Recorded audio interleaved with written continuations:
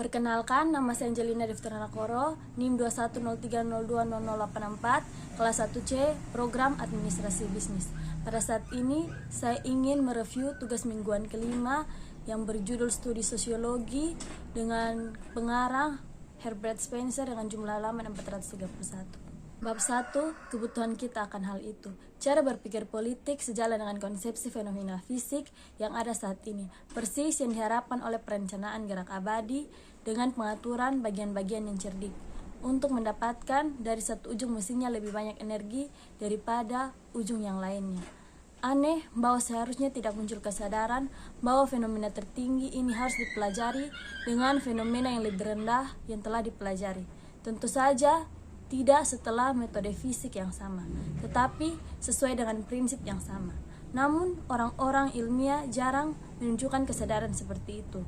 Jika asal-usul fenomena sosial begitu terlibat dalam kasus-kasus seperti ini, di mana efek yang dihasilkan tidak hanya memiliki kegigihan konkret, tetapi segera menghilang. Menilai apa yang harus terjadi di mana ada sesuatu yang dihasilkan yang berlanjut setelah itu menjadi agen yang meningkat yang mampu mandiri. Tetapi secepat konsepsi kasar tentang penyakit dan langkah-langkah perbaikan tumbuh menjadi patologi dan terapi, kita menemukan peningkatan kewaspadaan bersama dengan meningkatnya bukti bahwa kejahatan sering terjadi dan dilakukan bukannya baik. Ketika terlihat dalam kejahatan tidak dihilangkan, tetapi paling-paling hanya didistribusikan kembali. Dan pertanyaannya adalah, apakah redistribusi bahkan jika tidak dilakukan diinginkan akan terlihat bahwa permohonan harus melakukan sesuatu tidak cukup. Ada banyak alasan untuk percaya bahwa dalam proporsi ketika orang-orang ilmiah membawa ke dalam kelas fenomena yang paling terlibat ini, metode yang telah berhasil mereka adopsi dengan kelas lain, mereka akan melihat bahwa bahkan lebih sedikit di kelas ini daripada di kelas lain adalah kesimpulan yang untuk diambil dan tindakan yang harus diambil tanpa penyelidikan yang berkepanjangan dan dikritik. Bab kedua, apakah ada ilmu sosial? Keberadaan ilmu sosial percaya pada efisiensi undang-undang berarti percaya bahwa hukuman atau imbalan tertentu yang prospektif akan bertindak sebagai pencegah atau insentif akan mengubah perilaku individu. Dan oleh karena itu, untuk mengubah tindakan sosial, meskipun tidak mungkin untuk mengatakan bahwa hukum tertentu dapat menghasilkan efek yang diramalkan pada orang tertentu, namun tidak diragukan lagi, dirasakan bahwa itu akan menghasilkan efek yang diramalkan orang. Di sisi lain, jika ada penyebab alami, maka kombinasi kekuatan yang dengannya setiap kombinasi efek dihasilkan, menghasilkan kombinasi efek tersebut sesuai dengan hukuman kekuatan. Apa hukumannya dan bagaimana cara bekerja sama? Penjelasan lebih lanjut seperti itu mungkin akan diperoleh dengan pembahasan pertanyaan yang sekarang kita bahas sendiri, yaitu sifat ilmu sosial. Bab ketiga, sifat ilmu sosial. Organisme sosial seperti organisme individu harus diatur ke dalam kelas-kelas dan bukan subkelas. Memang ke dalam kelas-kelas dan subkelas yang memiliki sesuatu seperti kepastian yang sama atau keteguhan yang sama. Karena mengingat kesimpulan yang telah dicapai sebelumnya, nyata bahwa sejauh manusia yang dianggap sebagai unit-unit sosial memiliki sifat-sifat yang sama. Kelompok-kelompok sosial yang mereka bentuk akan memiliki sifat-sifat yang sama. Seiring dengan perkembangan yang memperlihatkan pemisahan yang mencolok antara struktur operatif dan regulatif, terjadi pula perkembangan di dalam struktur regulatif itu sendiri. Awalnya sederhana, langkah demi langkah dibagi menjadi banyak bagian dan menjadi organisme administrasi, peradilan, gerejawi, atau militer memiliki kelas-kelas yang lulus di dalam dirinya sendiri dan bentuk pemerintahan yang kurang lebih berbeda di dalam dirinya sendiri. Tetapi mengingat dengan sepatutnya bahwa tanpa menguraikan ilmu sosiologi di sini tidak lebih dari garis besar fakta-fakta utama yang dapat diberikan. Cukup telah dikatakan untuk menunjukkan dalam pengembangan struktur sosial mungkin ada fakta-fakta paling umum tertentu yang dapat dikenali. Bab keempat, kesulitan ilmu sosial. Dari sifat instruktif fakta-faktanya, dari sifat kita sendiri sebagai pengamat fakta-faktanya, dan dari hubungan khusus di mana kita terdiri terhadap fakta-fakta yang harus diamati, muncul hambatan dalam cara sosiologi yang lebih besar daripada yang ada di jalan manapun ilmu lainnya, melewati sebagian besar kaum terpelajar dan membatasi diri kita dari segelintir orang yang secara sadar mengumpulkan data, membandingkannya, dan dengan sengaja menarik kesimpulan. Kita sadar mungkin melihat bahkan ini harus berjuang dengan kesulitan kebiasaan berpikir yang dihasilkan oleh berkomunikasi dengan fenomena yang relatif sederhana. Sebagian tidak cocok untuk berkomunikasi dengan fenomena yang sangat kompleks ini.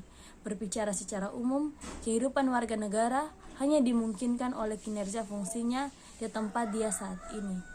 Dan dia tidak dapat sepenuhnya membebaskan dirinya dari pekerjaan dan sentimen yang dihasilkan oleh hubungan vital yang muncul antara dirinya dan masyarakatnya. Bab 5. Kesulitan objektif. Seiring dengan baik yang telah dilakukan pada tahun-tahun terakhir untuk mengubah sejarah primitif menjadi mitos, dan bersama dengan baik yang telah dilakukan untuk mengubah perkiraan orang yang hidup di masa lalu, baik yang telah dikatakan tentang dapat dipercayanya bukti sejarah, melihat kemudian bahwa tentang fakta-fakta yang begitu sederhana dan begitu mudah diverifikasi, di mana tidak ada motif yang jelas untuk kesalahan representasi. Kita tidak dapat mengandalkan representasi yang benar. Bagaimana kita dapat mengandalkan representasi yang benar dari fakta-fakta sosial yang menjadi begitu tersebar dan begitu kompleks adalah begitu sulit untuk diamati, dan di dalam hal apa persepsi-persepsi itu begitu diselewengkan oleh kepentingan, prasangka, dan perasaan partai. Untuk alasan yang sama, ia cenderung berpikir bahwa pelayanan tidak berperilaku baik yang mereka lakukan selama masa kanak-kanaknya, tidak mengingat bahwa pada zaman Respecpeer, layanan dapat diperoleh sama-sama ditolak dibandingkan dengan layanan konstan dunia antik dengan cara yang sama. Sekarang dia memiliki anak laki-laki untuk membangun dalam hidup. Ia membayangkan bahwa kesulitan mendapatkan tempat jauh lebih besar. Bab ke-6. Kesulitan subjektif intelektual. Di sini kita diperingatkan agar tidak menganggap bahwa apa yang sekarang tampak alami bagi kita selalu alami. Membuka mata kita terhadap kesalahan yang telah ditegaskan di antara kita selama ribuan tahun ini, bahwa fenomena sosial dan fenomena sifat manusia selalu bergantung bersama dalam cara kita melihat di sekitar kita. Telah dikatakan dengan judul kesulitan subjektif intelektual, saya dapat berkomentar bahwa kelompok kesulitan ini dipisahkan dari kelompok kesulitan objektif dibahas dalam bab terakhir, bukan demi kenyamanan daripada karena pembagian dapat dipertahankan dengan ketat. Dalam perenungan, hambatan untuk intervensi fenomena berada di satu sisi dan kecerdasan di sisi lain. Kita dapat sesuka hati menganggap kegagalan baik untuk ketidakmampuan, kecerdasan, atau kesifat fenomena yang terlibat. Hambatan itu menyangkut sikap objektif atau subjektif menurut sudut pandang kita. Hambatan lain yang tidak sepenuhnya dapat diatasi oleh siapapun dan sebagian dapat diatasi oleh sedikit orang adalah yang dihasilkan dari kebutuhan kompleks fakultas intelektual yang cukup memahami fenomena yang sangat kompleks yang dapat ditangani oleh sosiologi. Bab 7. Kesulitan subjektif emosional. Gairah itu memutarbalikkan penampilan adalah pengamatan yang cukup basi, tetapi pengamatan yang lebih umum yang harus menjadi bagiannya bahwa emosi dari setiap jenis dan tingkat pengganggu keseimbangan intelektual tidak basi, dan bahkan jika dikenali tidak diperhitungkan dengan semestinya. Dinyatakan secara lengkap, kebenarannya adalah bahwa tidak ada posisi kecuali proposisi yang benar-benar acuh tak acuh terhadap kita, segera dan dari jarak jauh dapat direnungkan tanpa kesukaan dan penolakan yang memengaruhi opini yang kita bentuk tentangnya. Sebagian besar emosi cenderung dalam kasus ini seperti itu mengalirkan dirinya melalui saluran yang menghubungkan unsur-unsur proposisi dan predikat, mengikuti subjek dengan kegigihan yang tidak sebanding dengan apa yang dibenarkan oleh pengalaman. Bab ke-8, bias pendidikan. Dalam pendidikan kaum muda kita dicurahkan sebagian kecil waktu untuk yang satu dan sebagian besar waktu untuk yang lain. Tetapi kemampuan mereka untuk berkompromi di antara keyakinan yang saling bertentangan sangat luar biasa menakjubkan. Setidaknya, jika tidak mengira mereka menempatkan keyakinan mereka yang saling bertentangan secara berdampingan, tidak begitu luar biasa jika kita menyadari fakta bahwa mereka tidak menempatkan mereka berdampingan. Bab ke-9, bias patriotisme. Patriotisme secara nasional adalah apa yang egoisme secara individual sebenarnya memiliki akar yang sama dan bersama dengan manfaat kerabat membawa kejahatan kerabat. Estimasi masyarakat seseorang adalah refleksi dari penilaian diri, dan penegasan klaim masyarakat adalah penegasan tidak langsung dari klaim sendiri sebagian dirinya. Efek dari perasaan patriotik yang menjadi perhatian kita di sini adalah yang bekerja pada keyakinan daripada yang bekerja pada perilaku. Karena egoisme yang tidak proporsional dengan mendistorsi konsepsi manusia tentang diri sendiri dan orang lain, merusak kesimpulannya tentang sifat manusia dan tindakan manusia. Jadi, patriotisme yang tidak proporsional dengan mendistorsi konsepsinya tentang masyarakat sendiri dan masyarakat lain, merusak kesimpulannya tentang sifat dan tindakan manusia, dan dari ekstrim yang berlawanan menghasilkan distorsi yang berlawanan yang bagaimanapun relatif jarang dan kurang dirugikan. Bab ke-10, bias kelas. Bias kelas seperti bias patriotisme adalah refleks egoisme dan seperti itu memiliki kegunaan dan penyalahgunaannya. Karena keterikatan yang kuat yang dirasakan warga negara terhadap bangsanya menyebabkan kerjasama yang antusias yang dengannya integritasnya dipertahankan di hadapan bangsa lain, cenderung menyebar dan menaklukkan tetangganya. Kecenderungan agresif masing-masing kelas yang dihasilkan demikian harus diimbangkan dengan kecenderungan agresif seperti kelas-kelas lain. Perasaan tersirat singkatnya mengembangkan satu sama lain dan organisasi masing-masing di mana mereka mewujudkan dan mengembangkannya satu sama lain. Bab ke-11, bias politik. Simpati dan antipati politik yang dipupuk oleh konflik partai-partai yang masing-masing menjunjung tinggi institusi ini atau itu menjadi simpati atau antipati yang ditarik terhadap institusi-institusi negara lain yang bersekutu guna akan atau bertahan. Di luar bias politik semacam itu yang ditunjukkan oleh nama-nama partai politik, ada cerita jenis bias politik melampaui batas partai. Hasil sebanding dengan peralatan lihat di sini asumsi diam-diam mendasari banyak kesalahan dalam perilaku hidup pribadi dan publik. Bab ke-12, bias teologis. Penafsiran yang salah tentang fakta-fakta sosial yang dihasilkan dari bias teologis mungkin masih terlihat lebih baik dalam kasus yang bahkan lebih luar biasa. Pada bagian ini, penulis menjelaskan tentang karakter yang sama dan orang Fiji serta kehidupan mereka pada saat ini. Pada bab ini, penulis menjelaskan tentang betapa ganasnya orang Fiji yang melahap dengan ketidakberagamannya yang mengejutkan.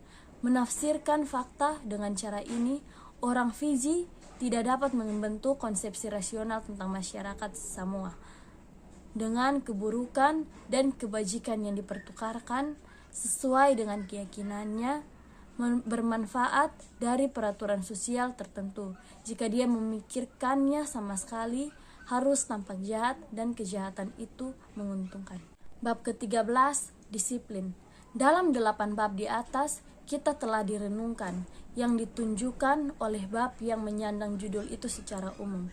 Di sini penulis tidak merujuk pada studi yang mengerikan data yang diperlukan, tetapi penulis mengacu pada studi yang memberikan disiplin yang diperlukan.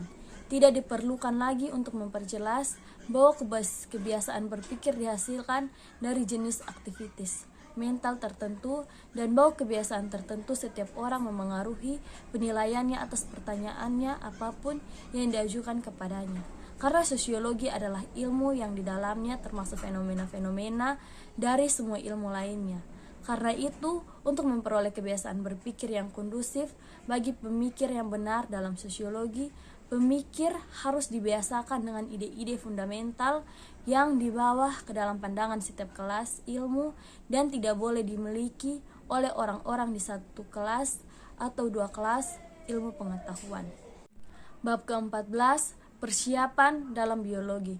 Persiapan biologi untuk studi sosiologi dianggap perlu, bukan hanya karena fenomena kehidupan perusahaan yang muncul dari fenomena kehidupan individu dapat dikoordinasikan dengan benar, tetapi juga karena metode penyelidikan yang digunakan biologi adalah metode yang digunakan oleh sosiologi. Bab ke-15, persiapan dalam psikologi. Di sini tertulis bahwa penulis menjelaskan tentang benarnya bahwa selama debat kemungkinan perilaku warga negara di bawah pengaturan yang disarankan dijelaskan. Penghindaran dari ketentuan ini atau itu kesulitan dalam pelaksanaannya. Kemudian perlawanan, persengkolan, korupsi, dan lain-lain didesak.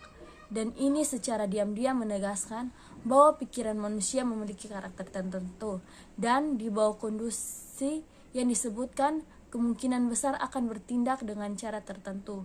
Dengan kata lain, ada pengakuan tersirat tentang kebenaran bahwa efek dari suatu hukum akan tergantung pada cara di mana kecerdasan manusia dan perasaan manusia dipengaruhi olehnya. Bab yang ke-16, kesimpulan. Kesimpulan terdahulu mengenai sifat fenomena sosial dengan demikian tak terelakkan tersirat dalam saran apapun untuk mempelajarinya.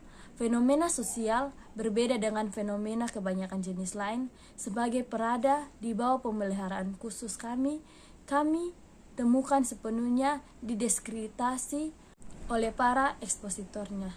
Juga ketika dicermati, teori orang-orang hebat tentang urutan sosial terbukti lebih dapat dipertahankan. Dari kebenaran negatif untuk keyakinan bahwa sosiologi adalah ilmu, kami beralih ke pembenaran positif. Kami menemukan bahwa setiap agregat unit dari urutan apapun memiliki sifat-sifat tertentu yang ditentukan oleh sifat-sifat unitnya. Oleh karena itu dapat disimpulkan priori bahwa mengingat sifat-sifat laki-laki yang merupakan unit mereka dan karakter tertentu dalam masyarakat yang terbentuk tidak ditentukan sebelumnya, karakter lain ditentukan oleh kerjasama dari kondusif sekitarnya. Dengan demikian, teori kemajuan yang diungkapkan oleh kajian sosiologi sebagai ilmu adalah salah satu yang sangat memodernisasi harapan dan ketakutan pihak-pihak ekstrim. Setelah melihat dengan jelas bahwa struktur dan tindakan di seluruh masyarakat ditentukan oleh sifat-sifat unit-unitnya dan bahwa masyarakat tidak dapat diubah secara substansial dan permanen tanpa unit-unitnya diubah secara substansial dan permanen, menjadi mudah untuk melihat bahwa perubahan besar tidak bisa tiba-tiba dibuat dengan banyak tujuan. Sekian dari saya, terima kasih.